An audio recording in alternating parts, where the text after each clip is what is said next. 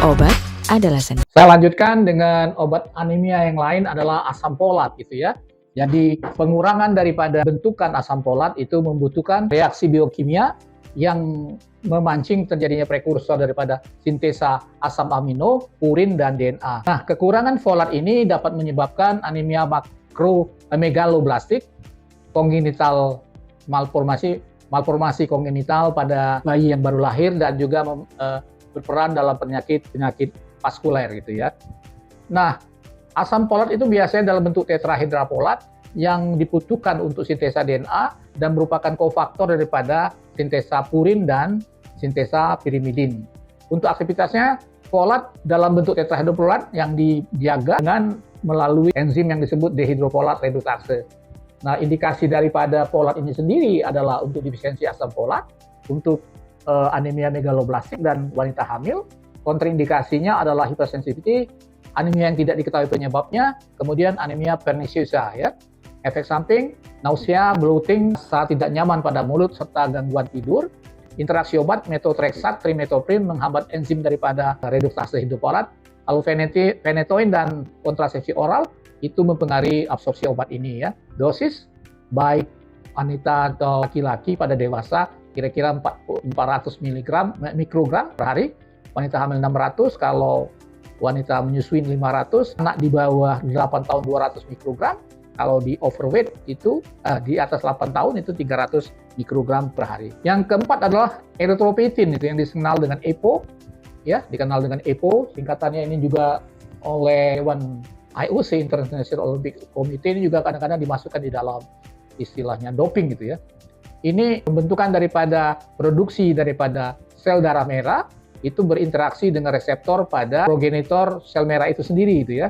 Dapat diberikan secara intravena, subkutaneus, dan secara intraperitoneal gitu ya. Indikasi anemia yang disebabkan oleh penyakit ginjal kronis ya, anemia yang disebabkan dalam akibat pasien atau akibat penyakit kanker. Kemudian penurunan daripada allogeneic blood transfusion dalam hal pembedahan, dan terakhir adalah anemia yang disebabkan oleh gangguan daripada sumsum tulang gitu ya, atau bone marrow disorders. Kontraindikasi terutama pada hipertensi yang tidak terkontrol, hipersensitivity, dan kemudian terjadinya adalah aplasia daripada sel darah merah ya.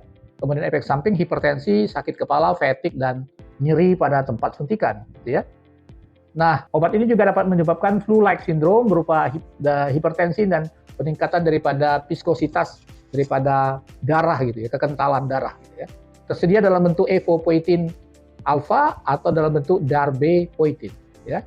Ini interaksi obat, defisiensi besi dapat menyebabkan resistensi daripada EPO, cyclosporin. EPO dapat meningkatkan massa daripada sel darah merah yang mungkin menyebabkan peningkatan daripada kadar siklosporin dalam darah. Kalau androgen menimbulkan efek aditif kalau diberikan bersama EPO pada sel darah merah. Kalau ACE inhibitor menyebabkan peningkatan aplasia daripada sel darah merah ya, atau PRCA. Dosis awal 50 sampai 100 unit per kilogram per cara intravenous 3 kali per minggu. Yang kelima, hidroksiurea dengan nama dagang mungkin hidria atau siklos. Hidroksiurea itu antimetabolit yang merangsang pembentukan daripada hemoglobin fetal. Indikasi adalah anemia sickle cell dan juga diberikan pada anemia normocytic normokromik gitu ya. Kalau kontraindikasi hipersensitivitas, penekanan daripada sumsum tulang secara berat, wanita hamil dan menyusui, kemudian efek samping, supresi daripada sumsum tulang atau bone marrow, sindroma daripada gastrointestinal, misalnya mual muntah gitu ya, dan terjadi reaksi kulit dan mukosa. Kalau drug interaksi, kemoterapi, obat kemoterapi dan radiasi mungkin menimbulkan efek aditif terhadap supresi daripada sumsum tulang. Kalau didanosin dan stafudin itu antiretroviral, meningkatkan pankreatitis dan liver toxicity kalau beli bersamaan gitu ya. Dosis untuk sickle cell anemia pada anak dan dewasa itu yang di atas 2 tahun ya. Dosis awal itu 15 mg per kilogram berat badan per hari, sekali sehari gitu ya, once daily. Nah, yang keenam adalah siklosporin, itu neural atau sadimun ya. Ini merupakan suatu imunosupresan yang menghambat aktivasi dari T-cell dan menekan daripada imun daripada bone marrow destruction dan menyebabkan pembentukan darah secara tidak langsung gitu ya. Indikasi anemia aplastik yang berat, kemudian quiet pure red cell aplasia, dan adanya autoimmune refractory pada penderita anemia gitu ya. Kalau kontraindikasi itu hipersensitivity, termasuk juga yang tadi seperti yang nomor 5 tadi gitu ya, hidroksiuria itu terhadap hipertensi uncontrolled yang tidak terkontrol, infeksi dan serta malignansi atau keganasan. Efek samping itu nephrotoxic, hipertensi, headache sakit kepala, dan hiperplasia gingival, ini hati-hati juga ya. Interaksi obat, aminoglycosid, NSAID, amphotericin B, dan vancomycin dapat meningkatkan resiko kerusakan daripada ginjal.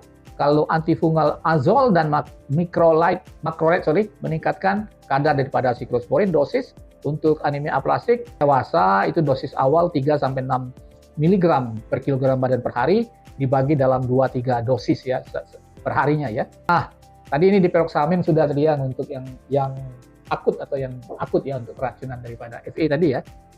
Mekanisme kerja diperoksamin berikatan secara bebas dengan besi di aliran darah dan jaringan yang membentuk ada kompleks yang stabil yang disebut dengan peroksamin yang kemudian diekskresikan dari tubuh gitu ya. Indikasi untuk keracunan FA yang berat, akut gitu ya.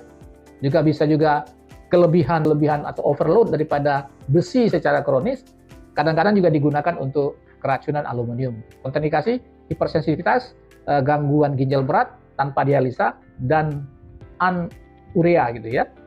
Side effect ini injeksi pada tempat suntikan, gangguan saluran cerna, demam atau menggigil, kemudian skin rash dan itching, gatal gitu ya. Drug interaction, nah dosis besar daripada vitamin yang diberikan bersama deposamin dapat meningkatkan gangguan daripada jantung. Kalau prochlorperazine digunakan dengan obat ini dapat menimbulkan perpanjangan daripada ketidaksadaran gitu ya. Dosis untuk keracunan akut daripada besi itu di bawah 3 gram besi yang ditelan gitu ya, sekitar 90 mg per kilogram badan secara intramuskuler sekali gitu ya. Untuk yang keracunan berat itu 10 mg IM setiap 8 jam bila diperlukan. Yang ke-8 deperopiron ini yang untuk thalassemia mayor dan intermedia, untuk kelebihan daripada besi di jantung atau cardiac iron overload, kombinasi terapi terutama pada pasien dengan overload daripada besi ya yang berat. Kontraindikasi hipersensitivitas, riwayat agranulocytosis dan neutropenia berat, wanita hamil dan wanita menyusui. Efek sampingnya agranulocytosis, neutropenia, dan peningkatan daripada tempat terjadinya infeksi. Kalau drug interaction itu meningkatkan neutropenia dan agranulocytosis bila obat ini diberikan bersama clozapine, methimazole, carbimazole, sulfonamide. Deuterofinon itu juga menyebabkan kelasi daripada zinc copper dan other trace element bila diberikan bersamaan ya. Dosis adalah 75 mg per kilogram berat badan per hari dibagi 3 dosis, dan mekanisme kerja obat ini berikatan dengan ion Fa ya dalam bentuk besi, feri dalam bentuk feri, itu dalam perbandingan 1:3 ya. Di 1 besi, 1 ion besi berikatan dengan 3 deperipron gitu ya. Nah, yang ke-9 adalah yang baru termasuk ya, L-trombopak atau Promacta atau Revorlate. Mekanisme kerjanya adalah ini merupakan agonis daripada thrombopoietin reseptor yang berikatan dengan transmembran pada TPO reseptor gitu ya. TPO reseptor pada megakarosid progenitor cell di sumsum tulang. Indikasinya adalah trombositopenia imun kronik, kemudian pada anemia aplastik berat, kemudian trombositopeni kronik dan yang terakhir adalah pada hepatitis C infeksi ya. Kalau kontraindikasi cuma pada hipersensitivitas, side effect bisa menyebabkan keracunan hati atau hepatotoksik, terjadinya tromboembolik, dan kemudian fibrosis daripada sumsum tulang, interaksi polivalen kation misalnya antacid, multivitamin atau dairy product seperti susu dapat berikatan dengan L-trombopak di saluran cerna, menurunkan absorpsinya secara bermakna, dan L-trombopak dapat meningkatkan konsentrasi plasma daripada golongan statin, terutama itu adalah obat-obat dislipidemia, dengan menghambat protein transport di dalam liver ya, dalam hati. Dosis untuk ITP initial dosis adalah 50 mg sekali sehari. Dan terakhir adalah oksimetolon, anadrol dan androlik. Mekanisme kerja oksimetolon itu merupakan sintetik steroid anabolik yang memasuk sel dan berikatan dengan androgen reseptor di otot skeletal ya. dan sumsum tulang yang merangsang terjadinya pembentukan eritropoietin atau EPO yang memproduksi daripada pembentukan pada sel darah merah. Indikasi untuk Fanconi anemia, aplastic anemia, dan anemia yang lain terutama aplastic anemia acquired, wasting syndrome atau catabolic condition, dan adjunctive terapi tambahan untuk kebakaran luka bakar berat atau trauma. Kalau kontraindikasi suspected prostate cancer, female patient with hypercalcemia, kemudian kanker payudara, serta disfungsi hati yang berat. Kalau efek samping itu adalah keracunan hati gitu ya, kemudian gangguan endokrin, serta efek psikologikal. Nah, interaksi obat itu oksimetolon menimbulkan efek potensiasi dengan antikoagulan. Obat ini juga meningkatkan efek insulin atau antidiabetik, obat antibiotik oral lainnya. Risiko kerusakan hati meningkat bila obat ini diberikan bersama acetaminophen dan methotrexate.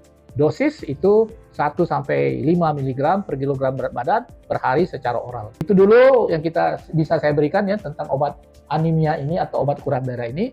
Mudah-mudahan bermanfaat. Terima kasih telah menonton. Silakan subscribe, like, and share. Ciao.